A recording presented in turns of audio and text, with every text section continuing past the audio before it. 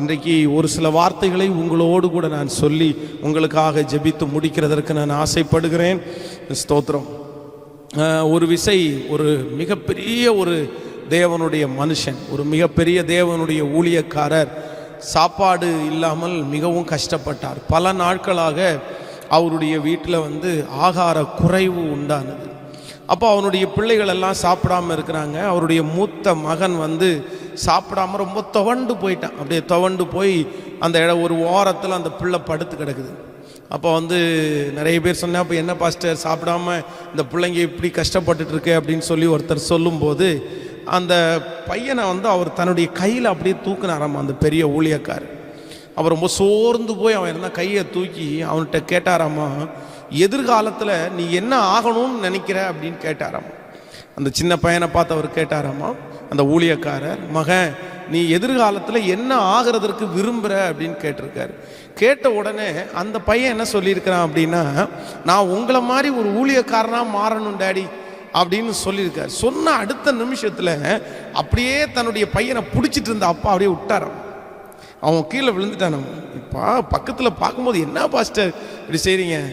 அப்போது அவனை பார்த்து சொன்னானாமா, அவனை பார்த்து அந்த பாஸ்டர் சொன்னாராமா, என்ன மாதிரி நீ ஒரு ஊழியக்காரனாக மாறணும்னா இது இல்லடா, இன்னும் நிறைய நீ பட வேண்டிய பாடுகள் இருக்குது, இன்னும் நிறைய நீ தாண்டி வரணும்.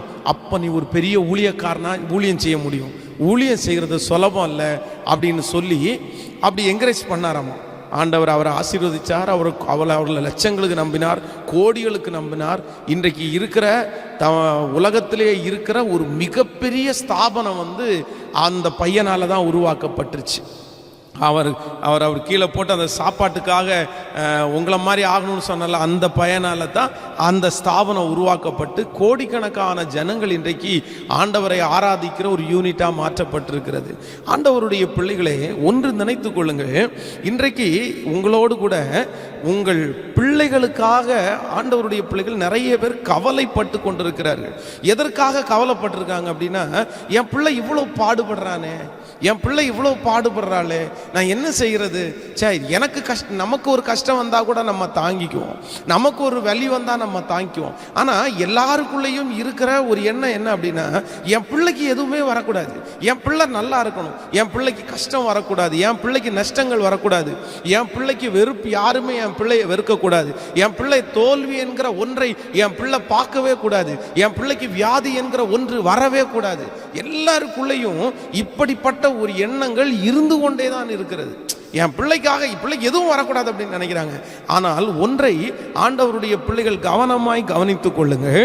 உங்க பிள்ளைகளுக்கு போராட்டமே இல்லைன்னா, உங்க பிள்ளைகளுக்கு வியாதியே இல்லைன்னா, உங்க பிள்ளைகள் கஷ்டப்படவே வேண்டாம் அப்படின்னா ஒன்று நினைத்துக் கொள்ளுங்கள், உங்க பிள்ளைகள் உயரவே முடியாது என்கிறதை ஆண்டவருடைய பிள்ளைகள் அறிந்து கொள்ளுங்கள்.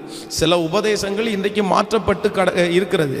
ஆனா ஆண்டவரை பொறுத்த அளவில் ஒரு பாத்திரத்தை ஆண்டவர் பயன்படுத்த விரும்பினார் என்றால் சில நேரங்களிலே கஷ்டத்தின் பாதையில தான் ஆண்டவர் நடத்துவார். சில காரியங்களை கற்றுக் கொடுக்கிறதற்கு சில பிரச்சனையின் பாதையில தான் ஆண்டவர் உங்க பிள்ளைகளை கொண்டு போவார். அப்போ ஒரு விசை நடந்த ஒரு சம்பவத்தை நான் உங்களுக்கு சொல்றேன். என்னுடைய மூத்த மகன் ஒரு நாள் காலையில் எந்திரிச்சு அன்னைக்கு இரவு முழுக்க அவனுக்கு பயங்கரமான ஒரு வீசிங் ப்ராப்ளத்தினால ரொம்ப கஷ்டப்பட்டான். ராத்திரி முழுக்க நிறைய நேரங்கள் அவன் தூங்கலை. அப்போ காலையில் எந்திரிச்சு அவன் ரொம்ப சோகமாக என்னிடத்துல ஒன்று கேட்டான். எங்கள் வீட்டில் சின்னவன் ரொம்ப நல்லா இருக்கிறான், நானும் நல்லா அன்னைக்கு தூங்கிட்டேன்.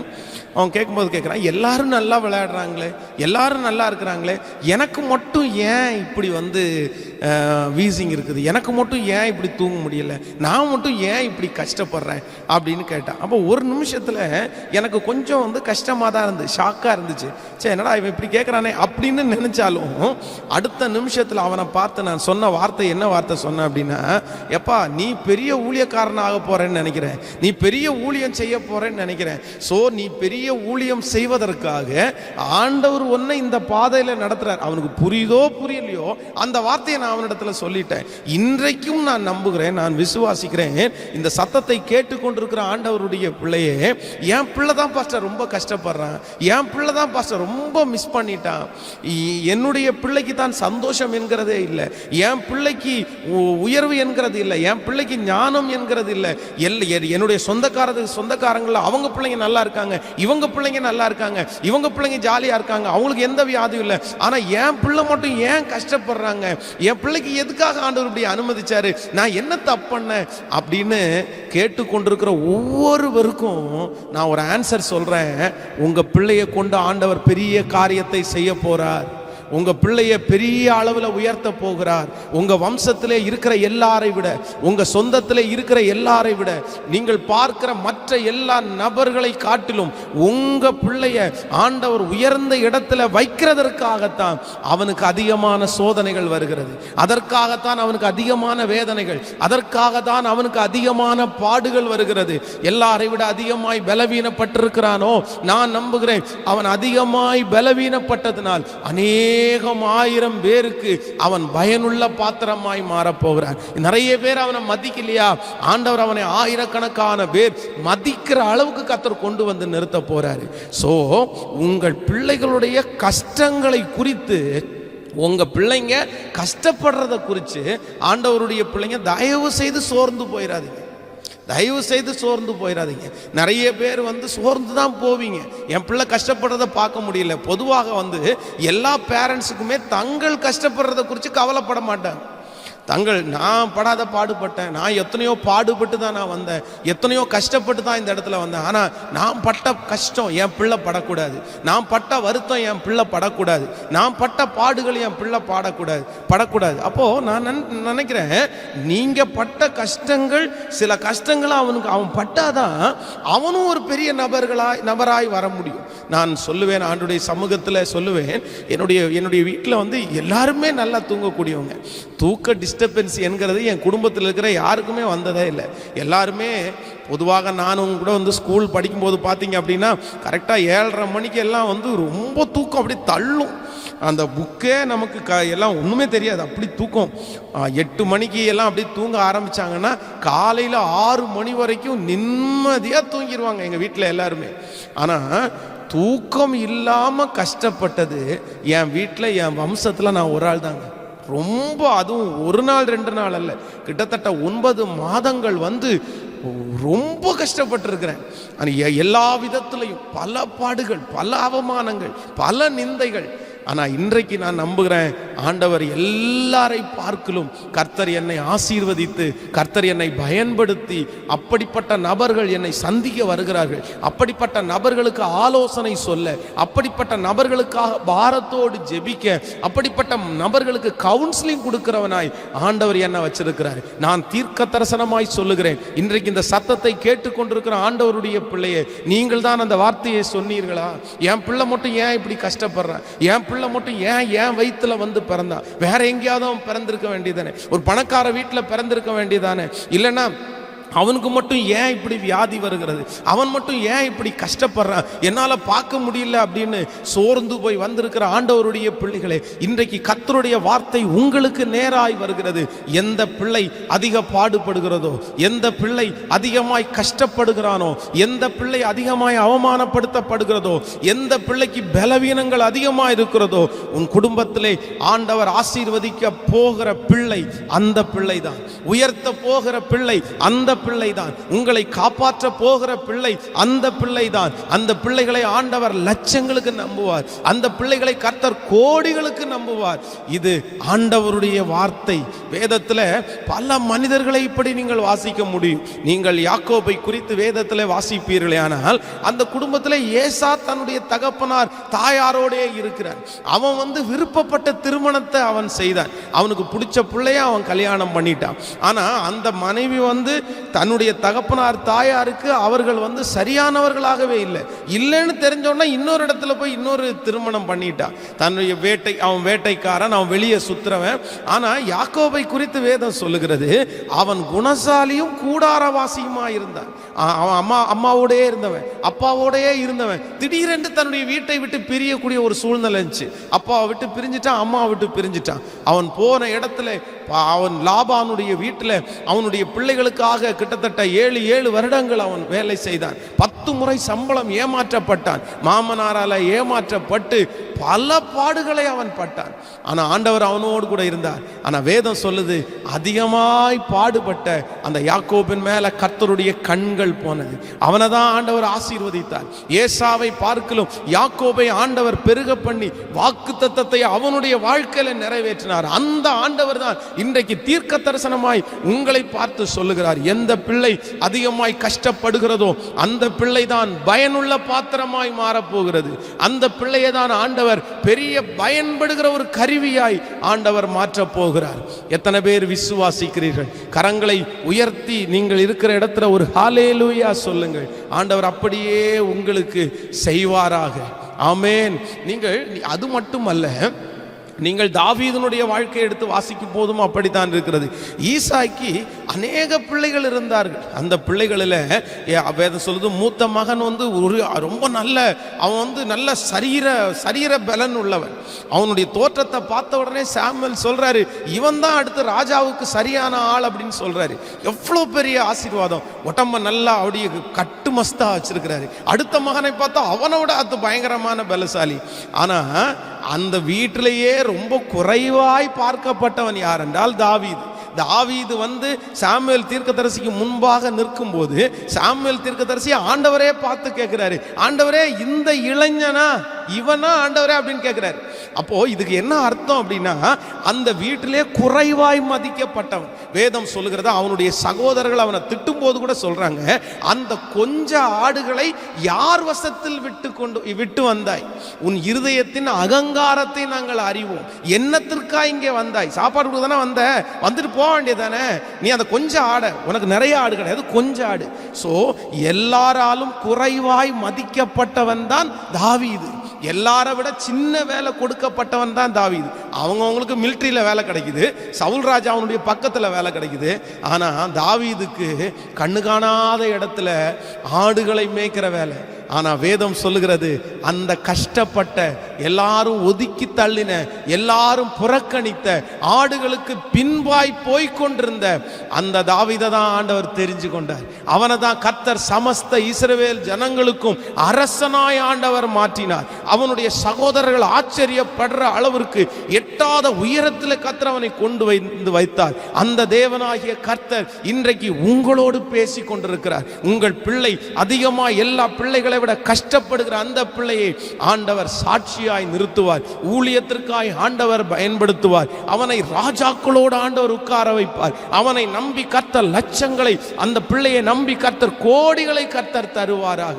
சோ வேதத்துல ஆண்டவர் அப்படிதான் ஆண்டவர் நடத்தி இருக்கிறார். அப்போ ஒரு ஆண்டவருடைய பிள்ளை, ஒரு தகப்பனும் தாயும் பிள்ளைங்க கஷ்டப்படுகிறத குறித்து நீங்க அதற்காக ஜெபியுங்க. ஆனா பிள்ளைகள் கஷ்டப்படும் போது நீங்க அவங்களிடத்துல என்ன சொல்லுங்க அப்படின்னா, எப்பா இன்னைக்கு நீ கஷ்டப்படுற, நீ நல்லா இருப்பப்பா, நீ நல்லா வருவப்பா, இன்னைக்கு நீ கஷ்டப்படுற, நீ கண்டிப்பா ஒரு நாள் நல்லா இருப்ப, ஆண்டவர் என்ன சாட்சியா நிறுத்துவார், நீ இன்னைக்கு கஷ்டப்படு பரவாயில்ல அப்படின்னு தான் சொல்லணுமே தவிர, அந்த பிள்ளைகளோட சேர்ந்து அவன் கஷ்டத்தை பார்த்து நீங்களும் அழுதிட்டீங்கன்னு வைங்களேன், இன்னும் பலன் அவனுக்கு குறைந்து போகும். நீங்கள் எல்லாரையும் உதாரணமாய் சொல்லுங்கள். கஷ்டப்படுறவங்க தான் இன்றைக்கு ஆண்டு நல்ல நிலைமையில் ஆண்டவர் கொண்டு போய் வைத்திருக்கிறார். நான் உதாரணத்திற்காக சொன்னேன், என்னுடைய சாட்சியை நிறைய பேர் நீங்கள் கேட்டிருக்கிறீர்கள், உண்மைதான். ஆனால் நான் நம்ம ஒரு நாள் இன்னைக்கு யோசிச்சு பார்க்கும்போது சில நேரங்களில் கஷ்டமாக தான் இருக்குது. ஒரு சாக்கு பையை எடுத்து அதை தோளில் போட்டுட்டு ஒவ்வொரு வீடாக போய் பழைய பொருட்களை எல்லாம் வாங்கி ரோடாக போய் பழைய பொருட்களை எல்லாம் தூக்கி அந்த பைக்குள்ளே போட்டு அதை கொண்டு போய் விற்று அதில் வர்ற பணத்தை எடுத்து கொண்டு போய் என் தகப்பனார் தாயாரிடத்தில் கொடுத்து, எனக்கு ஏதாவது சாப்பாடு கொடுங்க, எனக்கு இதை நான் கொண்டு வந்திருக்கிறேன் அப்படின்ற அந்த காசு கொடுத்தது இன்றைக்கு என்னுடைய கண்களுக்கு முன்பாக ஞாபகம் வருது. என் வீட்டில் அந்த வேலையை என்னுடைய சகோதரர்கள் யாருமே செய்ததில்லை, நான் மட்டும்தான் அந்த வேலையை செஞ்சுருக்கிறேன். அப்போது இன்றைக்கு ஆனால் ஆண்டவர் எல்லாரை பார்க்கலும் ஆண்டவர் கனம் பெற்றவனாய் கர்த்தர் நிற்க வச்சிருக்கிறார். இதனால தான் நான் கர்த்தருடைய வார்த்தையை சொல்கிறேன், அப்படி தான் நடக்கும். ஸோ பிள்ளைகள் கஷ்டப்படுகிறத குறித்து ஒரு பேரண்ட்ஸ் எந்நேரத்துலையும் நீங்கள் வருத்தப்படாதீங்க. இன்னைக்கு இருக்கிற நிறைய பேர் வருத்தப்பட்டு கொண்டே இருக்கிற, அதனால தான் ஆவியானவர் பேசுறாரு. உன் பிள்ளை கஷ்டப்படுறத நினைச்சு நீ வருத்தப்படாத மகளே, வருத்தப்படாத மகனே, அவனை கொண்டு பெரிய காரியத்தை நான் செய்ய போறேன், அவளை கொண்டு பெரிய காரியத்தை செய்ய போறேன். பாஸ்டர், என் பிள்ளை வெளியூர்ல இருக்கிறான், அவனுக்கு நல்ல சாப்பாடு கூட இல்லை, பையன் இப்படி கஷ்டப்படுறான், அவனுக்கு நல்ல துணிமணி கூட இல்லை. பல பேரண்ட்ஸுக்குள்ள இது ஓடிக்கொண்டே இருக்கலாம். உங்கள் பிள்ளைய குறித்து தான் அவங்களுக்கு ஞாபகம். அவன் மட்டும் ஏன் இப்படி இருக்கிறான், அவன் மட்டும் ஏன் இப்படி, அவனுக்கு மட்டும் ஏன் இப்படி. இல்லை, அவனைத்தான் அவளைத்தான் ஆண்டவர் பெரிய கருவியாய் மாற்றப் போகிறார். ஹல்லேலூயா. ஒரே ஒரு காரியத்தை உங்களோடு சொல்லி உங்களுக்காக ஜெபிக்க போகிறேன். விசேஷமாக இந்த பிள்ளைகளுக்காக நான் இந்த பிள்ளைகளை வளர்த்துகிறதை குறித்து வேதத்தில் அநேகருடைய வாழ்க்கை நமக்கு வெற்றியாக இருந்தாலும் எனக்கு ரொம்ப பிடிச்ச ஒரு மனுஷனுடைய கேரக்டர் என்னன்னா, இந்த ஆபிரகாமுடைய பிள்ளை வளர்ப்பு என்னை ரொம்ப தொட்டுருச்சு. அதனால தான் ஃபர்ஸ்ட் நாள் உங்களுக்கு ஆபிரகாமுடைய பிள்ளை வளர்ப்பில் அவன் ஆண்டவரை முக்கியத்துவப்படுத்தினான், பிள்ளைகளுக்கு ஆண்டவரை காமிச்சான். ஸோ உங்கள் பிள்ளைகளுக்கு நீங்கள் ஆண்டவரை காமிங்க, படிப்பை மட்டும் இல்லை உலகத்தில் இருக்கிற மற்ற எந்த காரியத்தையும் ரொம்ப காமிக்காம ஆண்டவரை ஃபோக்கஸ் பண்ணுங்க.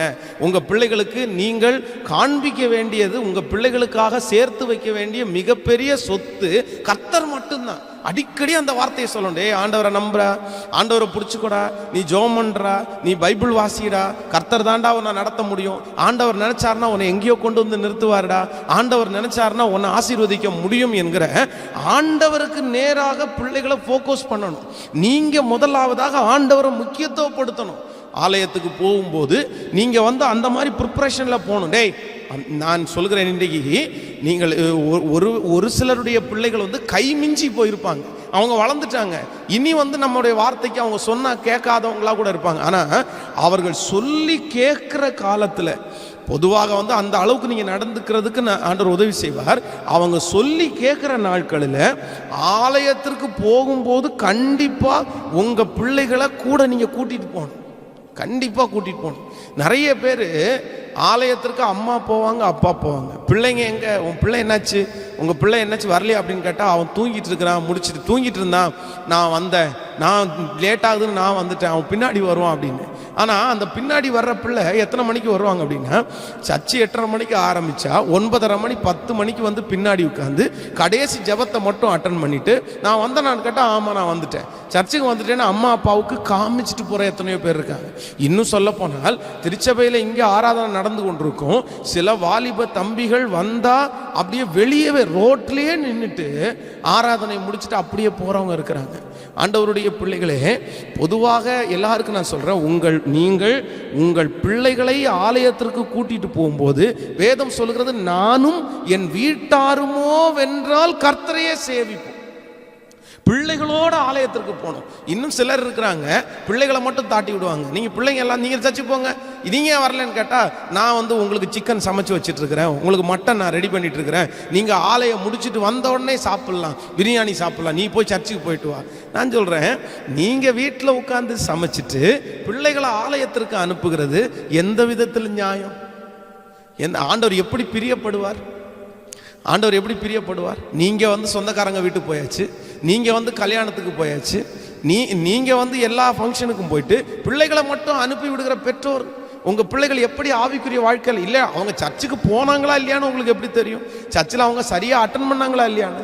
அப்போ ஆண்டவருடைய பிள்ளைகளே, நம்பர் 1 முதலாவதாக நான் ஃபர்ஸ்ட் நாள் சொன்னேன், உங்க பிள்ளைகளை ஆசீர்வதிக்கப்பட வேண்டுமென்றால் உங்க பிள்ளைகளுக்கு ஒண்ணுமே இல்லைன்னாலும் பரவாயில்ல, நான் சொல்றேன், உங்க பிள்ளைகளுக்கு ஒரு ரூபா கூட நீங்க சேர்த்து வைக்க வேண்டாங்க, ஒரு சிங்கிள் நயா பைசா சேர்த்து வைக்க வேண்டாம். ஆனா இயேசுவை மட்டும் காண்பிச்சு கொடுங்க.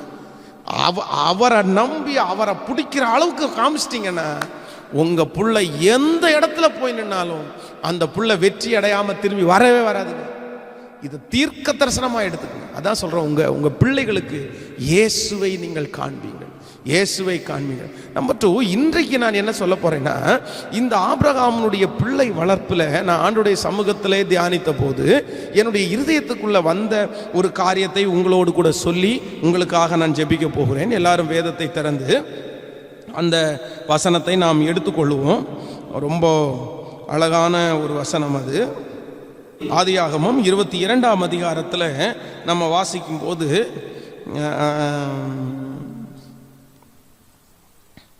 4வது வசனத்திலிருந்து வாசிக்கலாம். 22:4 வசனம். 3ஆம் நாளிலே ஆபிரகாம் தன் கண்களை ஏறெடுத்து பார்த்து தூரத்திலே அந்த இடத்தை கண்டான். அப்பொழுது ஆபிரகாம் தன் வேலைக்காரரை நோக்கி, நீங்கள் கழுதையை நிறுத்தி இங்கே காத்திருங்கள், நானும் பிள்ளையாண்டானும் அவ்விடம் மட்டும் போய் தொழுது கொண்டு உங்களிடத்திற்கு திரும்பி வருவோம் என்றார்கள். ஆபிரகாம் தகன பலிக்கு கட்டைகளை எடுத்து தன் குமாரனாகிய ஈசாக்கின் மேல் வைத்து தன் கையிலே நெருப்பையும் கத்தியையும் எடுத்து கொண்டான். இருவரும் கூடி போனார்கள். நன்றாய் கவனிங்கள் ஆண்டவருடைய பிள்ளைகளே. எனக்கு ரொம்ப ஆச்சரியமா இருக்குது இந்த வசனம் உங்களுக்கு தெரியும், எல்லாருக்குமே இது தெரியும். ஆண்டவர் ஆபிரகாமை சோதிக்கிறதற்கு ஆண்டவர் சொல்லுகிறார், உன்னுடைய நேசகுமாரனாகிய ஈசாக்க மோரியா மலையில எனக்காக பலி செலுத்து என்று சொல்றாரு. உடனே அவர் என்ன பண்றாரு அப்படின்னா, வேலைக்காரரையும் கூப்பிட்டு இப்பொழுது தன்னுடைய மகனையும் கூப்பிட்டு பலி செலுத்துவதற்காக அவர் போறாரு. அப்போ அந்த குறிப்பிட்ட அந்த இடத்துக்கு பக்கத்துல வரும்போது வேலைக்காரங்களை சொல்றாரு, நீங்க இங்கேயே இருங்க, நாங்க போய் பலி செலுத்திட்டு திரும்பி வர்றோம்னு சொல்றாரு. வரும்போது எனக்கு ரொம்ப ஆச்சரியமான ஒன்று என்ன அப்படின்னா, ஆபிரகாம் தகன பலிக்கு கட்டைகளை எடுத்து தன் குமாரனாகிய ஈசாக்கின் மேல் வைத்து. இப்போ தகன பலிக்காக நிறைய கட்டைகள், விறகு கட்டைகள் இருக்கிறது. அதை எடுத்து அது கொஞ்சம் கண்டிப்பாக வெயிட்டாக தான் இருக்கும்னு நினைக்கிறேன். நாம இருந்தால் என்ன பண்ணுவோம் அப்படின்னா, அப்படிப்பட்ட ஒரு கட்டையை எடுத்துட்டு மலை மேலே ஏறணும்னு வச்சுக்கோங்களேன். இன்னைக்கு இருக்கிற நிறைய பெற்றோர்கள் ஆபிரகாம் கையில் என்ன எடுத்திருக்கிறான் அப்படின்னா, நெருப்பையும் கத்தியையும் கையில் எடுத்துக்கொண்டான். நெருப்பு கம்மி, சின்ன வெயிட்டு, கத்தி வெயிட்டே இல்லை. ஆனால் விறகு கட்டை ரொம்ப பெரிய வெயிட்டு. நம்மளா இருந்தால் என்ன பண்ணுவோம்னா, விறகு கட்டையை தூக்கி நம்ம தலை மேலே வச்சுட்டு நெருப்பையும் கத்தியும் அவங்க கையில் கொடுத்துட்டு சரிப்பா வாப்பா போகலாம். இன்னும் சொல்ல போனா, அவனை பலி செலுத்துகிறதற்காக போறான். அவனை இன்னும் கொஞ்ச நேரத்தில் அவனை கொல்ல போறான்னு வச்சுக்கோங்களேன். நம்ம ஒரு பிள்ளைய பலி செலுத்த போறான். அந்த சிச்சுவேஷனை நினைச்சு பாருங்க. கண்டிப்பா அவன் இன்னும் கொஞ்ச நேரத்தில் நம்மளை விட்டு போறான், அந்த நேரத்திலேயாவது அவனை சமாதானமா கொண்டு போலான்னு தான் பார்ப்போம். ஆனா வேதம் சொல்லுது, எனக்கு ரொம்ப ஆச்சரியமா இந்த வசனத்தை வாசிக்கும் போது, விறகு கட்டைகளை எடுத்து, ஆபிரகாம் பலவீனமா இருந்தானு எனக்கு தெரியல, பிள்ளையினுடைய தலை மேல வச்சு இவர் நெருப்பையும் கத்தியும் எடுத்துட்டு ஜாலியா வந்துட்டார். அப்போ இன்றைக்கு இருக்கிற பெற்றோர்களுடைய ஒரு எண்ணம் என்ன அப்படின்னா, பிள்ளைகள் கஷ்டப்படுறத நிறைய பேர் விரும்ப மாட்டாங்க. பிள்ளைகளுக்கு எந்த கஷ்டமுமே கொடுக்கக்கூடாதுன்னு நினைப்பாங்க. நான் ரொம்ப துக்கமாய் சொல்லுகிறேன். இப்படியும் இப்படி இருக்கக்கூடாது அப்படின்றதுக்காக சொல்கிறேன், யாரையும் குற்றப்படுத்துறதுக்காக அல்ல. ஒரு நாள் சர்ச்சில் பயங்கரமான ஒரு வேலை நடக்குது. வேலை நடக்கும்போது பொதுவாக வாலிபர்கள் திருச்சபையில் வேலை செய்வார்கள். அப்போ ஒருத்தரை மட்டும் காணோம். என்னடா என்னாச்சு, அவன் என்னாச்சு, காணோமே, இன்னைக்கு வேலை செய்யறது காணோமே அப்படின்னு சொல்லும்போது ஃபோன் பண்ணுறோம். ஃபோன் பண்ணும்போது, டேய் எங்கடா இருக்க அப்படின்னு கேட்டால், அவன் இந்த ஊரில் இருந்து வெளியூர் போயிட்டான். எதுக்கடா திடீர்னு வெளியூர் போயிட்டான்னா, இல்லை எங்கள் அப்பா தான் அனுப்பிவிட்டாரு அப்படின்னு. ஏன் உங்கள் அப்பா அனுப்பிவிட்டாருன்னு கேட்டால், இல்லை சர்ச்சில் நிறைய வேலை இருக்குது, இந்த டைம் போய் நீ சர்ச்சில் வேலை செஞ்சீங்கன்னா ஊருப்பட்ட வேலையை உன் தலை மேலே வச்சுருவாங்க, நீ அதனால் ஒரு 4 நாள் ஊருக்கு போயிட்டு வா, அதுக்குள்ளே சர்ச்சில் வேலையெல்லாம் முடிஞ்சிடும் அப்படின்னு சொன்னாருன்னு அவன் சொல்கிறான். எப்படி ஆண்டவருடைய பிள்ளைகளே, ஒன்று நினைத்துக் கொள்ளுங்கள், உங்க பிள்ளைகளுக்கு நீங்கள் கற்றுக் கொடுக்க வேண்டியது இல்லை. ஆபிரகாமுடைய வாழ்க்கையிலே அவன் தன்னுடைய பிள்ளைக்கு கற்றுக் கொடுத்தது என்ன அப்படின்னா, கஷ்டப்படணும்னு சொல்லி தாங்க அவன் வளர்த்தான். ஈசாக்கு விதை விதைத்தான், அவனுக்கு ஆண்டவர் 100 மடங்கு பலன் கொடுத்தார். விதை விதைக்கிற அதுவும் வேதம் சொல்லுது, பஞ்சம் உள்ள காலத்தில் விதை விதைத்தான். எப்ப விதைச்சானமா கவனிங்க, பஞ்சம் உள்ள காலத்துல. நான் இப்போ இந்த லாக்டவுன் பீரியட்ல எத்தனை பேர் நீங்க இன்ட்ரெஸ்டா இருந்தீங்கன்னு தெரியாது. நிறைய பேர் லாக்டவுன் பீரியட்ல ஒரு வேலையும் செய்யாம ஜாலியா தூங்கிட்டாங்க.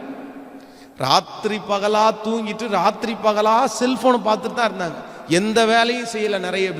நிறைய பேருக்கு இது ஜாலியாச்சு, சாப்பிட்டு சாப்பிட்டு தூங்குற மாதிரி ஆயிப்போச்சு. ஆனா பஞ்சமுள்ள காலத்துல ஈசாக்கு சும்மா இருக்கல, விதைச்சான். இந்த ஸ்பிரிட் எங்க இருந்து வந்துருச்சு? நம்ம பஞ்சமா இருந்தாலும் நம்ம உழைக்கணுன்ற எண்ணம் எங்க இருந்து வந்துச்சுன்னா, சின்ன வயசுலயே அவங்க அப்பா எதை கத்து கொடுத்தாரு அப்படின்னா, டேய், ஆயிரக்கணக்கான வசதி அப்பாவுக்கு இருக்கலாம், ஆயிரக்கணக்கான வேலைக்காரங்க அப்பாவுக்கு இருக்கலாம். அப்பா நினைச்சாருன்னா கீழே இருக்கிற வேலைக்காரனை மலை வரைக்கும் கொண்டு வந்து அந்த விறகு கட்டைய வேலைக்காரர்கள் சுமந்து கொண்டு வந்து வச்சுட்டு இனி போங்கன்னு அனுப்பி விட்டுருக்கலாம். உண்மைதான் நான் சொல்றது, கேட்குறீங்கன்னு நினைக்கிறேன். அனுப்பி விட்டுருக்கலாம், ஈஸியாக அனுப்பி விட்டுருக்கலாம். ஆனா அவங்க அப்பா வந்து அப்படி செய்யலை. இன்னைக்கு நான் சொல்றேன், உங்க பிள்ளைகள் கஷ்டப்படுறாங்களேன்னு நினைச்சு துக்கப்படாதீங்கன்னு சொல்றேன். நிறைய பேர் அதை எப்படியாவது லகுவாக்கணும்னு நினைக்கிறாங்க. ஐயோ, என் பிள்ளைக்கு வேர்வே வரக்கூடாது, என் பிள்ளை ஏசி ரூம்ல இருக்கணும். நான் சொல்றேன், ஏசி ரூம்ல உங்க பிள்ளை கர்த்தர் ஆசீர்வதிச்சு ஒரு நாள் வைப்பாரு. நானும் அதற்காக தான் ஜெபம் பண்றேன். ஆனா கண்டிப்பாக உங்க பிள்ளைகளுக்கு கஷ்டப்படணும்ன்றத நீங்க வந்து சொல்லி கொடுங்க. ஈசாக்கை ஆபிரகாம் இவ்வளவு ஒரு நல்ல பையனாய் வளர்த்துவதற்கு மிக முக்கியமான காரணம் என்ன அப்படின்னா, கஷ்டப்படணும்டா. அதான் கடந்த நாட்களில் வந்து ஒரு செய்தியை வாசித்து எனக்கு ரொம்ப ஆச்சரியமா இருந்து, உலகத்திலே இருக்கிற ஒரு மிகப்பெரிய பணக்காரர் தன்னுடைய மகனுக்கு வந்து கோடிக்கணக்கான சொத்துடைய ஒரு மனுஷன் தன்னுடைய மகனை வந்து 1 வருஷம் அனுப்பி விட்டாராம். நீ எங்கேயாவது போய் இந்த 1 வருஷம் வேலை செஞ்சுட்டு நீ வா அப்படின்னு சொல்லி அனுப்பி விட்டாராம். அதுக்கப்புறம் அப்பா சம்பாதிச்சு வச்ச வேலையை உனக்கு தரேன் அப்படின்னு. அந்த பையன் கேரளாவில் ஒரு ஹோட்டல்ல வேலை பார்த்தானோ. அவங்க அப்பாவுக்கு கோடிக்கணக்கான சொத்து. ஆனா தன்னுடைய மகன் ஹோட்டல்ல கிளீனரா வேலை செஞ்சிருக்கான். கஷ்டம்ன்றது அப்பதான்டா அவனுக்கு தெரியும். நீ போயிட்டு வாடா, நீ படிச்சுட்டு வா அப்படின்னு. நான் சொல்றேன், உலகத்தில் இருக்கிற நிறைய பேர் அப்படி ஃபாலோ பண்ணும்போது அதுக்காக உங்க பிள்ளைகளை வந்து இனி சில பிள்ளைகளை வந்து அதான் வளர்ந்துட்டாங்க, இனி அவங்களுக்கு அப்படி செய்ய வைக்க முடியாது. சின்ன பிள்ளைகளை வச்சிருக்கிறவங்க தயவு செய்து உங்க பிள்ளைகளுக்கு அந்த டம்ளரை எடுத்துட்டு வாப்பா, அந்த வேலையை செய்ப்பா, அதை கூட்டுப்பா, அதை தொடச்சி வைப்பா இப்படின்னு சொல்றது உண்மையிலே சொல்றேன், நம்ம பிள்ளைகளுக்கு மிகவும் ஆசீர்வாதமாக இருக்கும். நம்ம பிள்ளைகளுக்கு நீங்கள் எதை சொல்லாமல் விடுகிறீர்களோ இல்லையோ, ரொம்ப கண்டிப்பா சொல்லுங்க. உங்களுடைய வாழ்க்கையிலே வந்த ஆசீர்வாதம் எப்படி வந்துச்சுன்றத உங்க பிள்ளைகளுக்கு தயவு செய்து நீங்க சொல்லிருங்க. நான் அடிக்கடி பிள்ளைகளை கூப்பிட்டு வெளியே போறேன்னாலே நான் அவனிடத்துல சொல்லிடுவேன், டேய், இதெல்லாம் ஆண்டவர் கொடுத்ததுடா, ஆண்டவருக்கு ஊழியம் செஞ்சது நிமித்தம் கொடுத்ததுடா, நம்மளை சாப்பிட வைக்கிறாரா, இது கர்த்தர் கொடுத்த பணத்துல சாப்பிட்றான்டா, கர்த்தர் கொடுத்ததுடா, இந்த ட்ரெஸ் கர்த்தர் கொடுத்ததுடா, இந்த பொருள் கர்த்தர் கொடுத்ததுடா. நான் அடிக்கடி அவனிடத்துல பேசுவேன். உங்க அப்பா ஒன்றும் இல்லாதவர், உங்க அப்பா வந்து ஒரு பிச்சைக்கார குடும்பத்தில் பிறந்தவர், உங்க அப்பாவுக்கு வசதி வாய்ப்பு எதுவுமே இல்லை, உங்க அப்பா படிப்பறிவு இல்லாதவர், உங்க அப்பாவுக்கு திறமைகள் எதுவுமே இல்லை. ஆனா உங்க அப்பாவுக்கு இப்போ கொடுத்திருக்கிற அத்தனை ஆசீர்வாதம் ஆண்டவர் மட்டும்தான்டா கொடுத்தாரு. அதற்கு நான் உழைத்த உழைப்பு, அதற்காய் பட்ட பிரயாசம், அதற்காக நின்ற முழங்கால்கள் அடிக்கடி இதான். அதனால இன்றைக்கு இந்த சத்தத்தை கேட்கிற அன்பு தேவனுடைய பிள்ளைகளே, உங்க பிள்ளைகளுக்கு தயவு செய்து உங்க பிள்ளைங்க கஷ்டப்படுறத நினைச்சு நீங்க வேண்டான்னு நினைக்காதீங்க. அவன் உழைக்கட்டும், சொல்லி கொடுங்க. உங்க பிள்ளைகளுக்கு கஷ்டத்தை சொல்லி கொடுத்து உங்களுக்கு 1000 ஆசீர்வாதங்களை ஆண்டவர் கொடுத்திருந்தாலும், இன்னைக்கு யாரோ ஒருத்தர் இந்த செய்தியை கொடுக்கும்போது நீங்க கவலைப்பட்டிருக்கலாம், என் பிள்ளை மட்டும் ரொம்ப கஷ்டப்பட, தனியாக உட்காந்து கஷ்டப்பட்டும்பா, கொஞ்சம் அவன் வந்து அதெல்லாம் உலகம் எது அப்படின்னு கத்துக்க வேண்டாமா? கஷ்டம்னா 1 ரூபாய் சம்பாதிக்கிறது இவ்வளவு கஷ்டம் அப்படின்னு அவனுக்கு தெரியணும். அப்பதான் அந்த 1 ரூபாயினுடைய அருமை அவனுக்கு தெரியும். இன்னைக்கு நிறைய பிள்ளைகளுக்கு பணத்தினுடைய அருமையை தெரியல. என்ன காரணம் அப்படின்னு கேட்டா நான் ஒண்ணு சொல்லுவேன், பணத்தினுடைய அருமை தெரியாம இருக்கிறதுக்கு காரணம் கஷ்டம்னா என்னன்னே தெரியாது அவனுக்கு. கஷ்டம்னு என்னன்னே, அந்த பணத்தினுடைய கஷ்டத்தை அவங்க தகப்பனார் தாயார் அவன் காமிக்கவே இல்லை. அதனால நிறைய பிள்ளைகள் இன்னைக்கு ஊதாரித்தனமாய் பணத்தை செலவு செய்கிறார்கள். அவங்களுக்கு அது ஜாலியா இருக்குது, அவங்களுக்கு அது சந்தோஷமா இருக்குது. இல்ல. நம்பர் 2, 2வது, ஆபிரகாம் தன்னுடைய பிள்ளையை எப்படி வளர்த்தனா அப்படின்னா, தன்னுடைய கஷ்டத்தை அந்த கடினமான காரியத்தை அவன் தலை மேல வச்சு, நீ ஜெயிச்சு, நீங்களே நான் சொல்கிறேன், நீங்கள் உங்கள் பிள்ளைகளுக்காக ஓடணும். அம்மா ஐயா, நீங்கள் உங்கள் பிள்ளைகளுக்காக ஓடணும், நீங்கள் சம்பாதிக்கணும், நீங்கள் சும்மா இருக்க முடியாது. ஆனால் அதே நேரத்தில் என் பிள்ளைய உட்கார வச்சு நான் சோறு போடணும்னு நினைக்கிறீங்க இல்லை, அது தப்பு. என் பிள்ளைய ராஜாவா வச்சுட்டு நான் சோறு போடணும்னு நினைக்கிறீங்க இல்லை, அது தப்பு. உங்கள் பிள்ளைய அவன் செஞ்சு அவன் முன்னேறும், அவன் செஞ்சு அவன் முன்னேறும். அதுதான் சில நேரத்தில் மிகப்பெரிய வெற்றியாக மாறும். ஹல்லேலூயா. எத்தனை பேர் நீங்கள் அநேகம் பேர் இதை கேட்பீர்கள் என்று நான் நம்புகிறேன். ஸோ இன்று அந்த வார்த்தையை நம்ம ஒப்பு கொடுத்து, ஆண்டவரே, ஒருவேளை உங்கள் பிள்ளைகள் சோம்பேறியாய் மாற்றப்பட்டிருக்கலாம், உங்கள் பிள்ளைகள் வேலை செய்யாதவர்களாக இருக்கலாம். பாஸ்டர் எது சொன்னாலும் கேட்கல பாஸ்டர், கஷ்டம்னா என்னன்னே அவனுக்கு தெரிய மாட்டேங்குது பாஸ்டர், பணத்தினுடைய அருமை அவனுக்கு தெரிய மாட்டேங்குது பாஸ்டர், நான் உழைக்கணும் அப்படின்னு சொன்னாலும் நிறைய நேரத்தில் அவன் கேட்குறதே இல்லை, அவன் கேட்க மாட்டேங்கிறான் பாஸ்டர், என்ன பண்ணுறனே தெரில. நான் சொல்கிறேன், ஜெபத்தால் முடியாது எதுவும் இல்லை, ஜெபம் பண்ணும். அவனுக்கு வாழ்க்கையை குறித்து அப்படிப்பட்ட எண்ணத்தை ஆண்டவர் அவனுக்குள்ளே கொண்டு வரட்டும். அதுக்காக ஓயாமல் நீங்கள் அவன்கிட்ட நச்சிட்டே இருக்கணும்னு சொல்ல வரல. டேய் கஷ்டப்பட்டு அப்படின்னு சொல்ல வேண்டாம். நீ நிறைய பேருடைய வாழ்க்கையை காமிங்க, கஷ்டப்பட்டாதான். ஒருவேளை இன்றைக்கு இந்த சத்தத்தை கேட்கிற யாரோ ஒருத்தருடைய பிள்ளை கஷ்டப்பட்டு அலைஞ்சிட்டே இருக்கலாம், அவனுக்கு ஒரு பெரிய பிரைட்னஸ், ஒரு பெரிய எதிர்காலத்தை ஆண்டவர் வைக்காம போகவே மாட்டார். விசுவாசிக்கிறீங்களா? ஸோ ஆபிரகாம் தனக்கு வேலைக்காரர்கள் இருந்து தன்னுடைய மகன் மேலே அந்த தலை மேலே அந்த விறகு கட்டையை தூக்கி வச்சு, இப்போ கொண்டு வாப்பா, இன்னும் கொஞ்ச நேரத்தில் அவனை பலி செலுத்த போகிறோன்ற இருந்தாலும் அந்த இறக்க குணம் எல்லாத்தையுமே மனசில் அடக்கி வச்சுட்டு, நீ கஷ்டப்படணும்ப்பா, கொஞ்ச நாளைக்கு நீ கஷ்டப்பட நல்லா இருப்பாப்பா, நீ வேலை செஞ்சால் நல்லா இருப்ப, நீ வேலை செஞ்சால் நல்லா இருப்ப. ஆண்டவர் ஈசாக்கு ஒரு துறவை தோண்டினான், தூர்த்து போட்டார்கள். 2வது துறவை தோண்டினான், தூர்த்து போட்டார்கள். அவன் சோர்ந்து போகவே இல்லைல்ல, ஏன்னா அவன் அப்பா கற்றுக் கொடுத்துட்டாரு. டேய் உழைக்கணுண்டான்னு கற்றுக் கொடுத்துட்டாரு, கஷ்டப்படணுண்டான கற்றுக் கொடுத்துட்டாரு, சும்மாலாம் சம்பாதிக்கக்கூடாதுன்னு கற்றுக் கொடுத்துட்டாரு, சோம்பேறியாக இருக்கக்கூடாதுன்னு கற்றுக் கொடுத்துட்டாரு. அது கடைசி வரைக்கும் அவனை வழி நடத்திடுச்சு. இன்னைக்கு உங்கள் பிள்ளைகளையும் வழி நடத்தும். ஹல்லேலூயா. ஆமோதிக்கிறீர்களா? விசுவாசிக்கிறீர்களா? தேவ சமூகத்தில் நாம் எல்லாரும் ஆண்டுடைய சமூகத்தில் ஜெபிக்க போகிறோம். நம்முடைய தகப்பன் அவர் நல்லவர், தகப்பன் அவர் நல்லவர். இயேசு கூட இந்த ஊழியத்தை சீடர்களுடைய கையில் கொடுக்கும்போது ஆண்டவர், நீ சும்மா ஒரு இடத்துல இருங்க எல்லாம் சேரும் அப்படின்னு எல்லாம் சொல்லலை. நீங்கள் இந்த பூமி எங்கும் புறப்பட்டு போய் சகல ஜனங்களையும் சீசராக்கி ஆண்டவர் அனுப்பி விடுறார். ஆண்டவரை குறித்து வேற சொல்லு, இயேசுவானவர் இந்த உலகத்தில் 33.5 வருடம் வாழ்ந்தார். 3.5 வருடம் அவருடைய ஊழிய காலத்தை நிறைவேற்றினார். அந்த 3.5 வருஷத்துல அவர் நடந்ததை நம்மளால நடக்க முடியாது. அவர் சீடர்களுக்கு நடந்து இப்படிதான்டா ஊழியம் செய்யணும் அப்படின்னு கற்றுக் கொடுத்தாரு. கஷ்டப்பட்டு பசிய அடக்கி அவர் ஊழியத்தை கற்றுக் கொடுத்தாரு. இரவும் பகலும் ஜெபம் பண்ணி அவர் ஊழியத்தை கற்றுக் கொடுத்தாரு. அவர் ஊழியம் என்கிறது சொகுசு அப்படின்றத ஆண்டவர் அவங்களுக்கு கற்றுக் கொடுக்கவே இல்லை. ஆனால் ஆண்டவர் சொன்னார், நீ சாப்பாட்டுக்காக கவலைப்பட வேண்டாம்ப்பா, துணிமணிக்காக கவலைப்பட வேண்டாம்ப்பா, படுக்கிறதுக்கு இடத்துக்காக கவலைப்பட வேண்டாம், அதை நான் உனக்கு கொடுத்துருவேன். உனக்கு நீ எனக்கு ஒருவன் ஊழியம் செய்தால் பிதாவானவர் அவனை கண்ணம் பண்ணுவார். நான் நம்புறேன், ஊழியம் செய்கிற அத்தனை பேரையும் கர்த்தர் போஷிப்பார், எப்படியாவது போஷிப்பார். உனக்கு நான் கொடுத்துறேன். ஆனால் நீ போகணும், அடி வாங்க வேண்டியது இருக்குது, உத வாங்க வேண்டியது இருக்குது. அவர் சொல்லும்போது சொல்றாரு, என் நிமித்தம் நீங்கள் எல்லாராலும் பகைக்கப்படுவீர்கள். பகை சும்மா இல்லை, உங்களை ஏளனமாய் பேசுவார்கள், உங்களை இகழ்வார்கள், உங்களை அசுத்தமாய் பேசுவார்கள். ஆனா சந்தோஷப்பட்டு களி கூறுங்கள், பரலோகத்தில் உங்கள் பலன் மிகுதியா இருக்கும், மிகுதியா இருக்கும். நடக்க கர்த்தர் கற்றுக் கொடுத்தார். அதனாலதான் நம்முடைய பரிசுத்தவான்கள் எல்லாம் அப்படி ஊழியம் செஞ்சாங்க, அப்படி ஊழியம் செஞ்சாங்க. இன்னைக்கு நம்ம எல்லாம் நினைக்கிறோம், நம்ம ஒரு இடத்துல சும்மா உட்கார்ந்தாலே எல்லாம் தேடி வரணும். இல்லை இல்லை இல்லை இல்லை இல்லை இல்லை, கஷ்டப்படணும், கஷ்டப்படணும். இல்லை, உங்கள் பிள்ளைகள் இப்பொழுது படித்து கொண்டிருக்கும் போதே அவங்க இடத்துல சொல்லுங்க. நிறைய பேர் படிச்சுட்டு இருக்கும்போதே அந்த லீவு நாளில் பிள்ளைங்களை வேலைக்கு விட்டுருவாங்க. நீ போய் சம்பாரிச்சிட்டு வாடா, நீ போய் 10 ரூபா சம்பாரிச்சிட்டு வா, அப்போ தான் அந்த சம்பாத்தினுடைய அர்த்தம் தெரியும். சிலர் அப்படி இல்லை, ஐயோ என் பிள்ளை வேலைக்கே போகக்கூடாது, என் பிள்ளை கஷ்டமே படக்கூடாது. அதான் இன்றைக்கி இருக்கிற தமாசா சொல்லுவாங்க, கல்யாணம் ஆகும்போது பிள்ளைகளுக்கு கூட சேர்ந்து எல்லாத்தையும் வாங்கி கொடுத்துருவாங்க.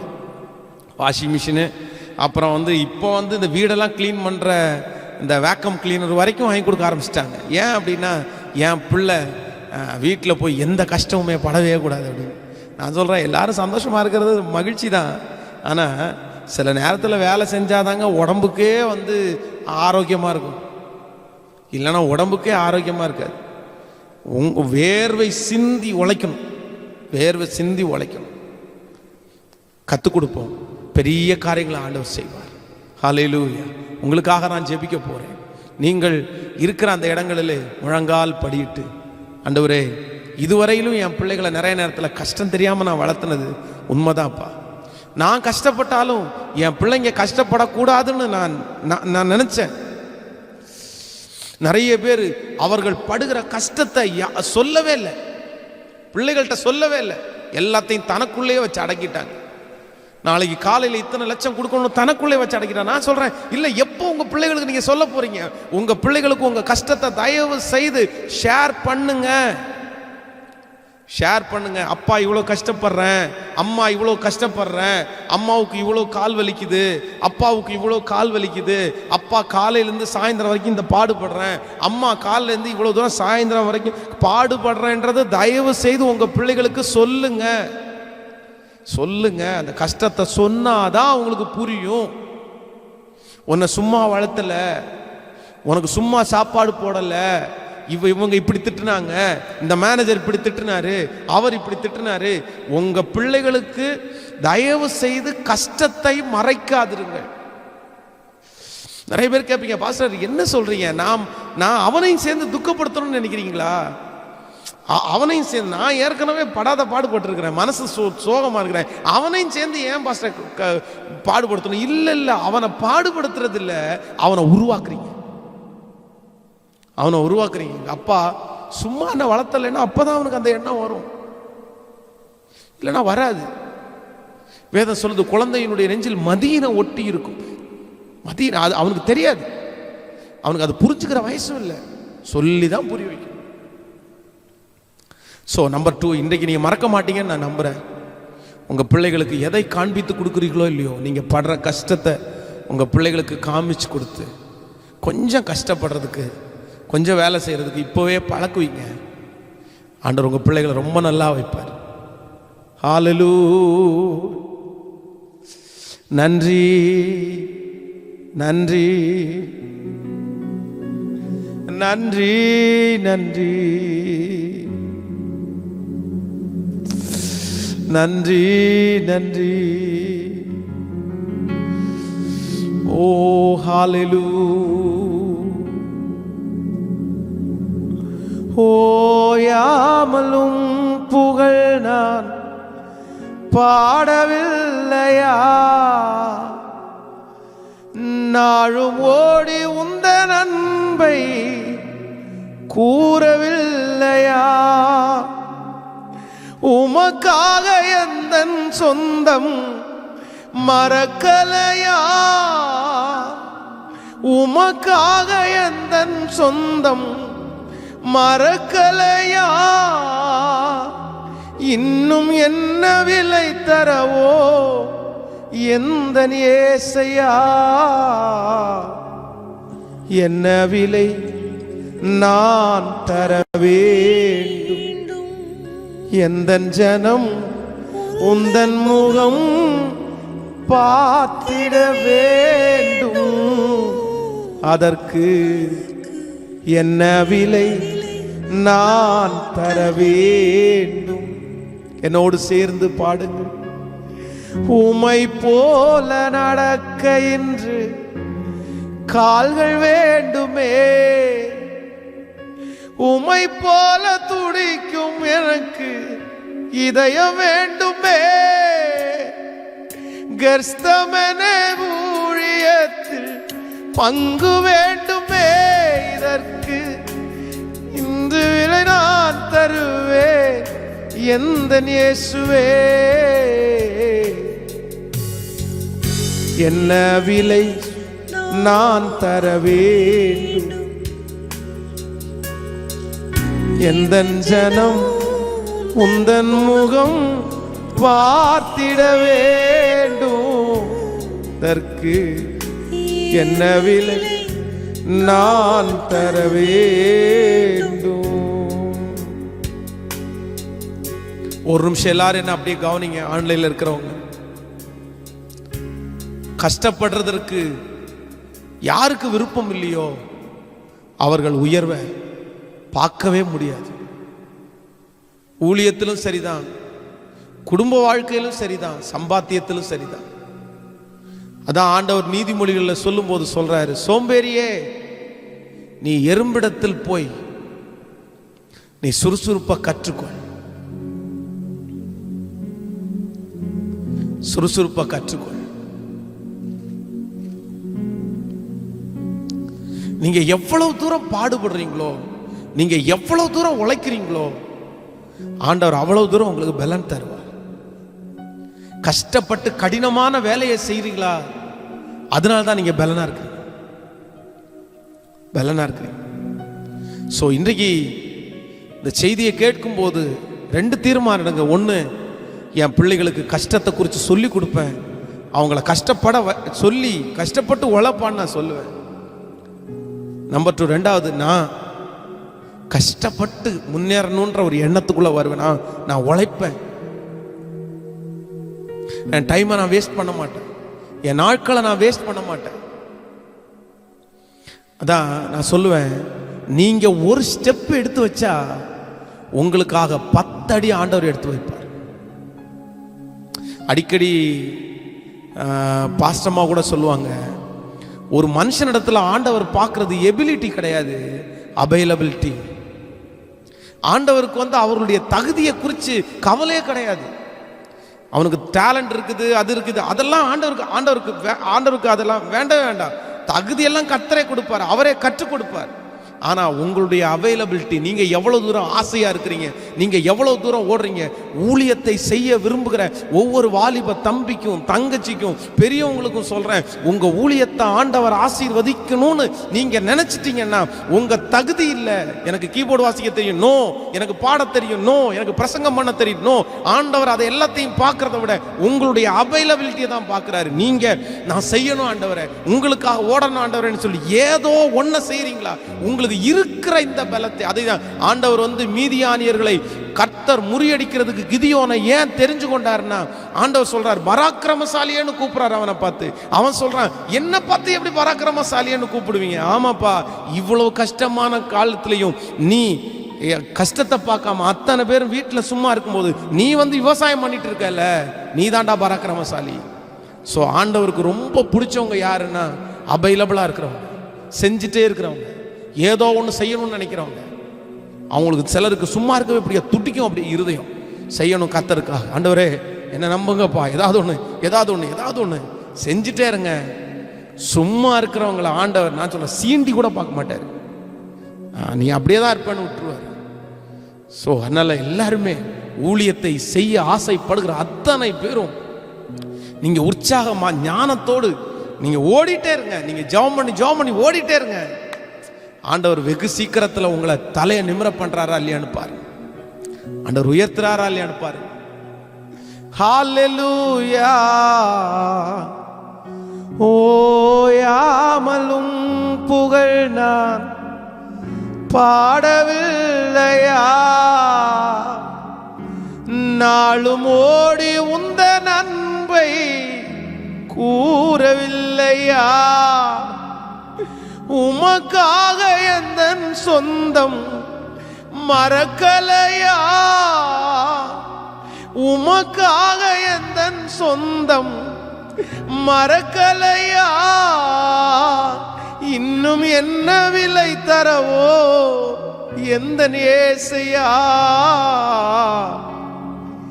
என்ன விலை நான் தர வேண்டும், எந்த ஜனம் உந்தன் முகம் பார்த்திட வேண்டும், அதற்கு என்ன விலை நான் தர வேண்டும், உமை போல அலைய எனக்கு நாட்கள் வேண்டுமே, உமை போல நடக்க எனக்கு கால்கள் வேண்டுமே, கெர்ஸ்தமனே தோட்டத்தில் பங்கு வேண்டுமே, அதற்கு இன்று நானும் என்னை தருவேன் எந்தன் இயேசுவே. என்ன விலை நான் தர வேண்டும், எந்தன் ஜனம் உந்தன் முகம் பார்த்திட வேண்டும். அதற்கு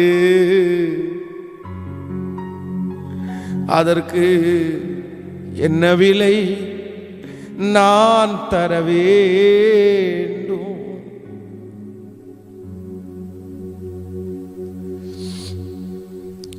எஸ், கவனிங்க. இந்த லாக்டவுன் காலங்களில் கூட வெறும் சண்டே சர்வீஸ், ஃபாஸ்டிங் பிரேயர் அப்படின்றதோட நிறுத்தாம கிட்டத்தட்ட இந்த லாக்டவுன்ல ஒரு 40 செஷனாவது நான் பேசியிருப்பேன். தாழ்மையோடு ஆண்டவரிடத்தில் சொல்றேன், பெருமைக்காக அல்ல. ஆனா ஒவ்வொரு நாளும் மனசுக்குள்ள ஓடிட்டே இருக்குது. இந்த வாரம் முடிஞ்சிச்சுன்னா ரெஸ்ட் எடுக்கும்போது, வீட்டில் உட்காரும்போது மனசுல மட்டும் ஓடிட்டே இருக்குது. அடுத்த வாரம் என்ன ஆண்டவரை பேச போறீங்க, அடுத்த வாரம் என்ன ஆண்டவரை வார்த்தை சொல்றது, நாளைக்கு என்ன வார்த்தை சொல்றது, எப்படி பிரசங்கம் பண்றது, எப்படி ஆண்டவருக்கு ஊழியம் செய்யறது. என் மைண்டு, என் உடம்பு ரெஸ்ட் எடுத்தாலும், நான் சிரிச்சிட்டு இருந்தாலும், என் சிந்தை, என் இருதயம் ஆண்டவரை நோக்கி பார்த்துட்டே இருக்குது.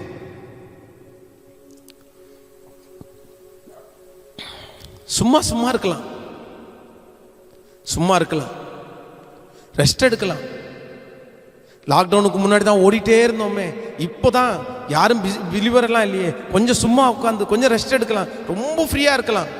ரெஸ்ட் ஆண்டவர் தந்துட்டு இருக்காருல்ல, நிறைய ரெஸ்ட் எடுத்துட்டு தானே இருக்கிறோம். இதை கூட செய்யாம இருக்க கூடாதுல்ல. என் மனசுல இதுவே எனக்கு திருப்தி இல்லாம இருக்கு. சரி, இன்னும் கொஞ்சம் செஞ்சிருக்கலாம், இன்னும் கொஞ்சம் செய்யணும். இப்ப கூட பலிபீடத்துல இன்னும் செய்யணும்ன்ற ஆர்வம் மட்டும்தான் இருக்குது. நம்ம செஞ்சிட்டோம் நிறைய அப்படின்ற எண்ணம் எனக்கு வரவே இல்லை. இந்த சத்தத்தை கேட்கிற யாரோ ஒருத்தர், பிரதர், உங்களுக்கு ரெஸ்ட் எடுக்கிறதுக்கு எல்லாரும் அமைதியா இருந்தாலும் நீங்க அமைதியா இருக்காதீங்க, ஓடுங்க. எல்லாரும் சும்மா இருந்தாலும் நீங்க களத்துல இறங்க. அத ஆண்டவர் அதை தான் பாக்குறாரு. நீங்க அந்த இடத்துல இருக்கிறீங்கன்னா தான் பாக்குறாரு. அந்த தோட்டத்துக்குள்ள நீங்க வந்துட்டீங்களா, அந்த இடத்துக்குள்ள நீங்க என்டர் ஆயிட்டீங்களா, பாக்குறாங்களோ பார்க்கலையோ, உங்களுக்கு வரவேற்பு இருக்கோ இல்லையோ, வரவேற்பை குறித்து நீங்க கவலைப்பட வேண்டிய அவசியமே இல்லை. கவனிங்க, ஊழியம் செய்கிறவர்கள் மற்றவர்கள் சொல்ற வரவேற்பை குறித்து நீங்கள் கவலைப்பட வேண்டிய அவசியமே இல்லை. ஆண்டவர் உயர்த்துவார். கர்த்தர் பார்க்கறதுக்கு உண்மையா செஞ்சா போதும். என்னைக்காவது ஒரு நாள் யாருக்கு தேவையோ அவர்களுக்கு அந்த வார்த்தை பயன்படும். யாருக்கு தேவையோ கண்டிப்பா அவர்களுக்கு அந்த வார்த்தை போய் சேரும். அந்த வார்த்தை போய் சேரும். ஊழியம் செய்கிறவங்க எனக்கு நிறைய பேர் என்னுடைய சேனலில் பார்க்க மாட்டேங்கிறாங்களே, எனக்கு நிறைய பேர் இந்த ஊழியத்தை வியூவர்ஸ் இல்லையே, நான் எப்படி செய்கிறதுக்கு, நிறைய பேர் பார்த்துருந்தாலாவது செய்யலாம். இல்லை, நீங்கள் பார்க்கறதுக்காக நம்ம செய்யலை, கர்த்தருடைய ஊழியத்தை நம்ம செய்கிறோம். யாருக்கு அந்த வசனம் போய் சேரணும்னு ஆண்டவர் நினைக்கிறாரோ அந்த மனுஷனுக்கு அந்த வசனம் போய் சேர்ந்துரும். ஆண்டவருடைய பிள்ளைகள் அதை குறித்து கவலைப்பட வேண்டியதில்லை. நீங்கள் ஒன்று செஞ்சுட்டே இருங்க. சொல்லுங்க, கஷ்டப்படுறதுக்கு எங்களுக்கு பலன் தாரும் ஆண்டவரே. ஆண்டவராகிய இயேசு கிறிஸ்து ஏன் பரலோகத்தில் இருந்துட்டே ரட்சிப்பை கொடுக்க முடியாதா? உலகத்தில் வந்து கஷ்டப்பட்டு சிலுவையில் போய் தான் ரட்சிப்பை கொடுக்கணும்னு இருக்கா? அவர் நினைச்சாருன்னா எப்படினாலும் கொடுத்துருக்கலாமே. அதான் ஆண்டவர் கண்களை மூடி ஒரு விசை கூட ஹல்லேலூயா ஓயாமலும் புகழ் நான் பாடவில்லையா, நாளும் ஓடி உந்த நன்மை கூறவில்லையா, உமக்காக எந்தன் சொந்தம் மறக்கலையா, இன்னும் என்ன விலை தரவோ எந்தன் ஏசையா, என்ன விலை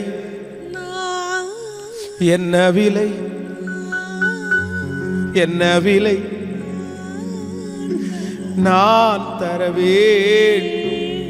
எந்த ஜனோ உந்தன் முகம் பார்த்திட வேண்டும். இதற்கு என்ன விலை?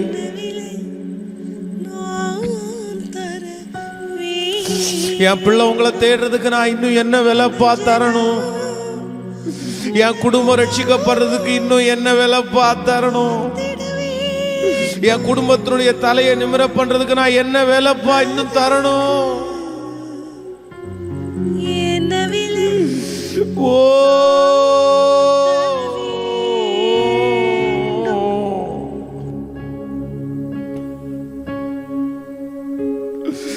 இந்த பட்டணம் உங்களை அறிஞ்சுக்கிறதுக்கு இன்னும் நான் என்ன வேலைப்பா தரணும்? இந்த ஆலயம் எல்லாம் நிரம்பி வழிகிறதற்கு நான் இன்னும் என்ன விலைப்பா தரணும்?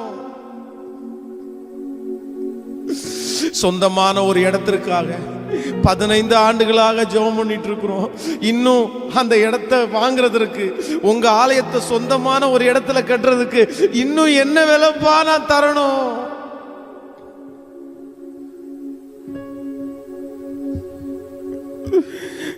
ஓ,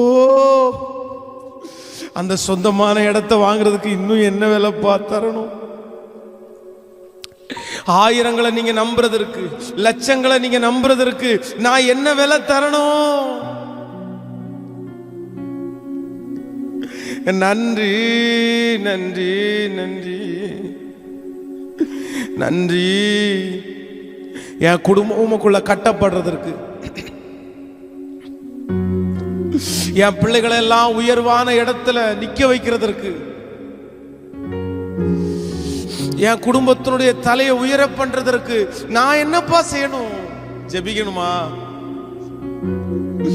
ஓடணுமா? உழைக்கணுமா? என் வருமானத்தை பெருக பண்றதுக்கு என்னப்பா செய்யணும்? என் எதிர்காலம் ஆசீர்வதிக்கப்படுறதுக்கு இன்னும் எவ்வளவு ஸ்பீடா ஓடணும்ப்பா? அந்த பலன், அந்த பலன், அந்த பலன், அந்த பலன், அந்த பலன், அந்த பலன், அந்த பலன், அந்த பலன். ஓ, ஒரு விஷயம் கூட என்னோடு சேர்ந்து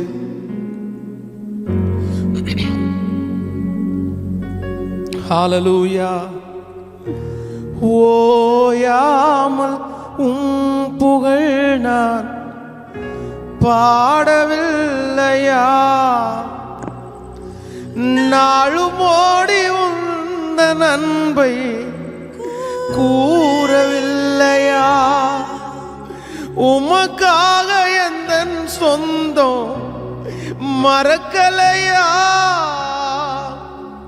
உமக்காக எந்தன் சொந்தம் மறக்கலையா?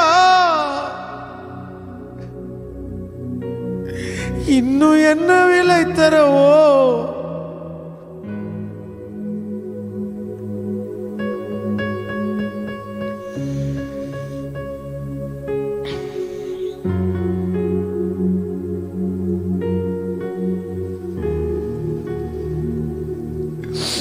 என்ன விலை நான் தர வேண்டும்? எந்தன் ஜனோ உந்தன் முகம் பார்த்திட வேண்டும். அதற்கு என்ன விலை நான் தர வேண்டும்? என்ன விலை? என்ன விலை நான் தரவேன்? எந்தன் ஜனோ உந்தன் முகம் பார்த்திட வேண்டும். அதற்கு என்ன விலை நான் தரவேன்? உம்மை போல நடக்க எனக்கு கால்கள் வேண்டுமே. உம்மை போல சுமக்க எனக்கு இதயம் வேண்டுமே. கெர்சமனே தோட்டத்தில் பங்கு வேண்டுமே. வேண்டுமே இதற்கு என்ன விலை நான் தருவேன் எந்த இயேசுவே. குறைவா ஃபீல் பண்றப்பா,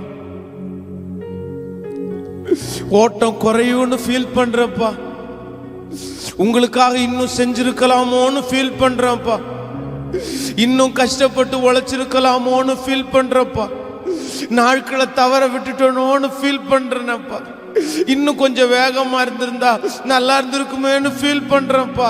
ஆனா இப்போ இந்த நிமிஷத்துல என்னோடு ஜெபிக்கிற ஊழியம் செய்கிற ஊழியர்கள், வாலிப தம்பிகள், தங்கச்சிகள், பெரியவர்கள் ஒவ்வொருவர் மேலும் தேவ மகிமை இப்ப கடந்து வந்து ஜீசஸ் ஜீசஸ் உழைக்கிற அந்த பலன், ஓடுற அந்த பலன், சோர்ந்து போகாத அந்த பலன். ஆண்டவரே, எத்தனை அவமானங்கள் நிந்தை வந்தாலும் நான் செஞ்சுட்டே இருக்கணும், நான் ஓடிட்டே இருக்கணும். நான் சும்மா இருக்கிறதுக்காக அழைக்கப்பட்டவன் அல்ல, நான் ஓடுறதுக்காக அழைக்கப்பட்டவன். எனக்குள்ள அந்த ஸ்பீடு, அந்த வேகம் இப்போ ஜெபம் பண்ணிட்டு இருக்கிற பிள்ளைகள் மேல வரட்டும்.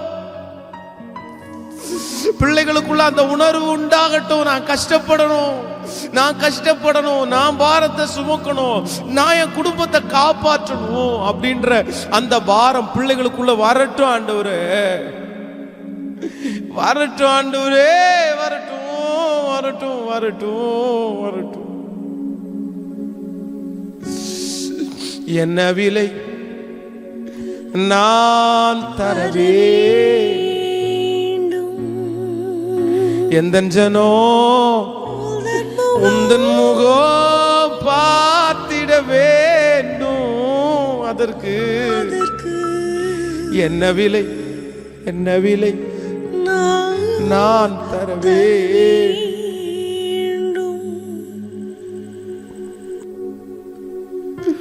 என்ன விலை நான் தர வேண்டும், என்ன விலை நான் தரவே.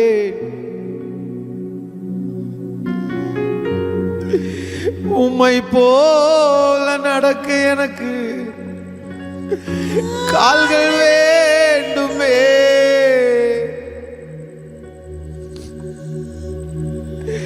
உம்மை போல சுமக்க எனக்கு இதயம் வேண்டுமே.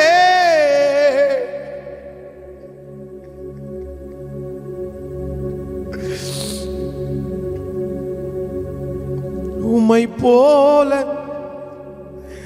நடக்க கால்கள் வேண்டுமே, உம்மை போல சுமக்க எனக்கு இதயம் வேண்டுமே.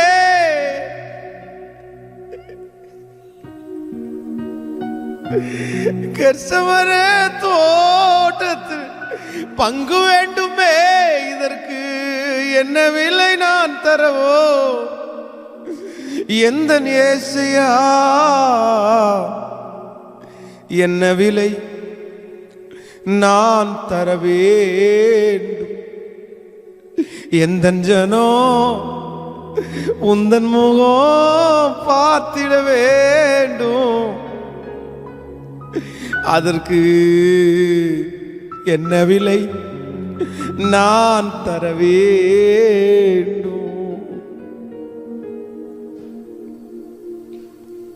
தகப்பனே, இந்த சந்தோஷமான நாளுக்காக நன்றி. என்னோடு இந்த ஜெபத்தில் கலந்து கொண்டிருக்கிற ஒவ்வொரு பிள்ளைகளையும் ஆசீர்வதிக்கிறேன். கஷ்டத்தை பார்த்து சோர்ந்து போகாம வேகமாய் ஓடக்கூடிய பலன் தார். அவங்க பிள்ளைகள் கஷ்டப்பட்டு கொண்டு இருக்கிறார்கள் என்கிற அந்த கவலையை மறந்து, என் பிள்ளை கஷ்டப்பட்டாலும் ஒரு நாள் நல்லா இருப்பான்ற அந்த எண்ணம் ஒவ்வொரு பெற்றோருக்குள்ளையும் வரட்டும். இந்த செய்தி ஆயிரக்கணக்கான லட்சக்கணக்கான பேருக்கு போய் சேரட்டும். அவங்கள தைரியப்படுத்தட்டும்ப்பா. உங்க பிள்ளைகளை மனதார ஆசீர்வதிக்கிறேன். இந்த லாக்டவுன் பீரியட்லையும் எங்க ஊழியத்தை நினைச்சு, ஊழியக்காரனை நினைச்சு கொடுக்கிற உங்க பிள்ளைகள் கொடுக்கிற காணிக்கைகளுக்காய் நன்றிப்பா. அவங்கள பெருக பண்ணுங்க, அவங்கள நல்லா வைங்கப்பா, அவங்கள நிறைய அவங்களுக்கு கொடுங்கப்பா. சாட்சியா நிறுத்தும்.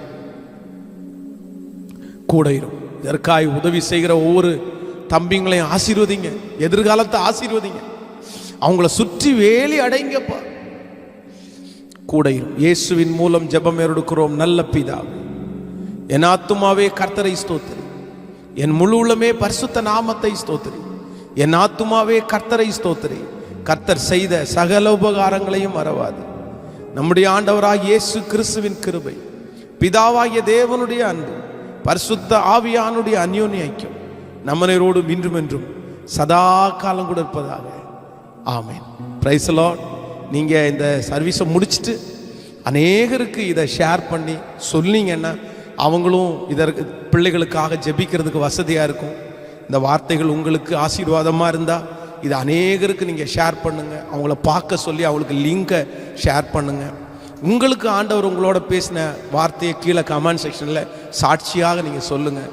உங்களுக்கு ஆசீர்வாதமாக இருக்கும். தேங்க்யூ. God bless you. நாளைக்கு திரும்பவும் நம்ம சந்திப்போம். தேங்க்யூ.